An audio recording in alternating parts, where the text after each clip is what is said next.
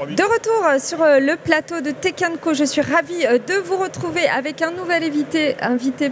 Bonjour. Bonjour Karine.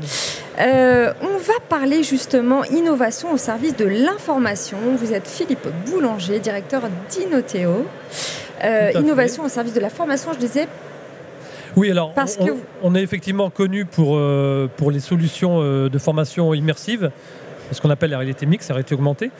Mais Inoteo, c'est avant tout une entreprise qui fait des développements pour ses clients.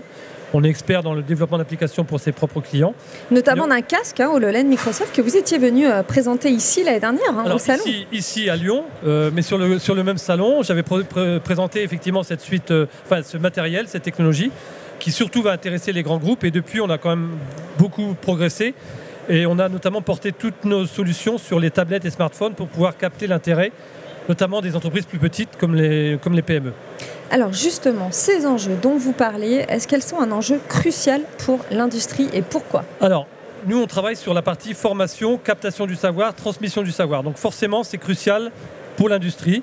C'est pas crucial que pour l'industrie, c'est crucial pour tout type d'entreprise. Aujourd'hui, tout type d'entreprise a besoin de transmettre un savoir-faire, de capter un savoir-faire, de le garder dans l'entreprise et aussi de pouvoir former des jeunes recrues. Donc c'est pour ça qu'aujourd'hui, la solution qu'on a créée, elle est cruciale, importante, surtout dans les mouvements qu'on a aujourd'hui au sein de l'industrie. Alors, comment est-ce que vous avez fait évoluer justement vos activités, vos créations comment vous brainstormez justement sur les projets ? Alors on est effectivement, ce que j'ai expliqué, c'est qu'en fait, on crée des solutions informatiques. Depuis 5 ou 6 ans, maintenant, on est sur cette technologie. On a créé Dimeo, notre propre solution de captation, de formation du savoir. Et cette solution, on l'a fait évoluer. Alors le casque, on ne le fait pas évoluer. Le casque, c'est le casque de Microsoft HoloLens. Donc lui évolue avec Microsoft, l'éditeur. Nous, on fait évoluer la solution, surtout avec ce qu'on appelle les RTX, les retours d'expérience de nos clients. Alors nos clients, grands comptes aujourd'hui, c'est RATP, c'est Framatome, c'est Naval Group, c'est Poquelin. Ce sont des gens comme ça, Mico, qui font aujourd'hui des retours. La solution existe depuis plus de 2 ans. Et ces retours alimentent, si vous voulez, on s'alimente, on se nourrit de ces retours pour pouvoir faire évoluer.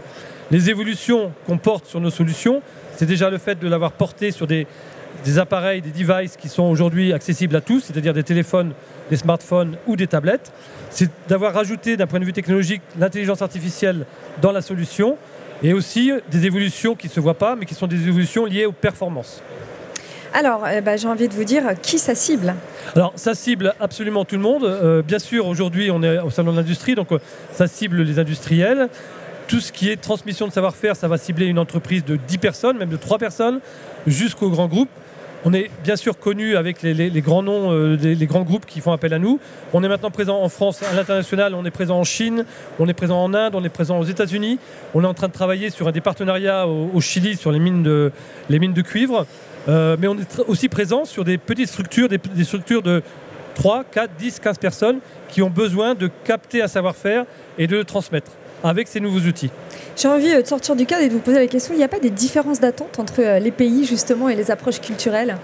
Les comportements peut-être ? Oui, alors tout à fait. Donc on est sur du comportement puisqu'on est sur de la formation, donc c'est sur l'humain, on va travailler sur l'humain.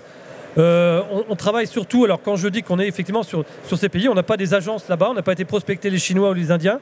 Simplement, on a des sites français qui ont des filiales et qui s'équipent et qui élargissent les... donc vous externalisez la production, mais c'est pas forcément pour aller sur les marchés en fait. Voilà, tout à fait. Et donc on n'est pas confronté directement à ces changements à la population et à la cible. Ok. Alors, allons sur les tarifs maintenant, si on est intéressé en termes de pricing. Est-ce que c'est adapté ? Alors, les tarifs, alors si je vous disais que les tarifs ne sont pas adaptés... vous me regarderiez bizarrement. Les tarifs sont pour nous adaptés. Alors ils sont adaptés parce qu'aujourd'hui, on doit capter à la fois les grandes entreprises, mais aussi les petites entreprises. Donc le tarif doit être abordable. C'est ce qu'il est. Il est abordable pour pouvoir aujourd'hui intéresser des petites structures.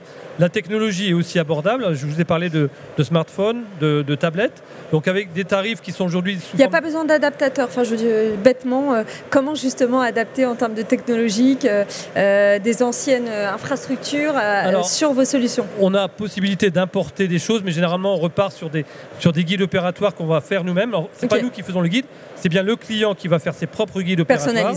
Personnalisés. On a des outils d'intelligence artificielle qui vont nous permettre d'aider à la conception. On va pouvoir s'enregistrer avec un simple téléphone avec la voix, expliquer une tâche.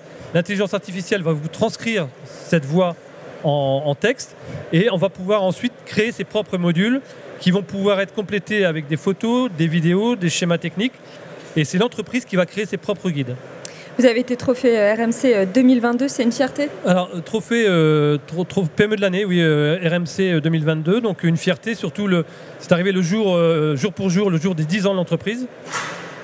Donc, ça nous a valu effectivement une belle notoriété, une visibilité supérieure. Et c'est quelque chose qui nous a effectivement beaucoup plu, oui. Dernier mot, c'est quoi les enjeux pour l'avenir?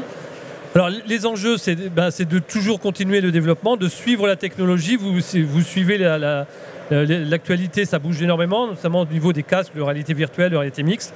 La technologie d'intelligence artificielle aussi, donc il faut être toujours à la page, il faut suivre ça, mais c'est surtout les enjeux par rapport aux besoins de nos clients. Donc être toujours en phase avec nos clients, c'est ce qu'on fait, on est toujours chez eux. Et les enjeux, ça va être après de connecter notre solution dans leur système d'information.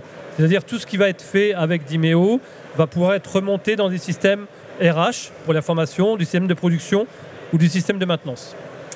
Merci à vous Philippe Boulanger, directeur d'Inoteo, d'avoir été avec nous sur le plateau de Tech & Co. Merci.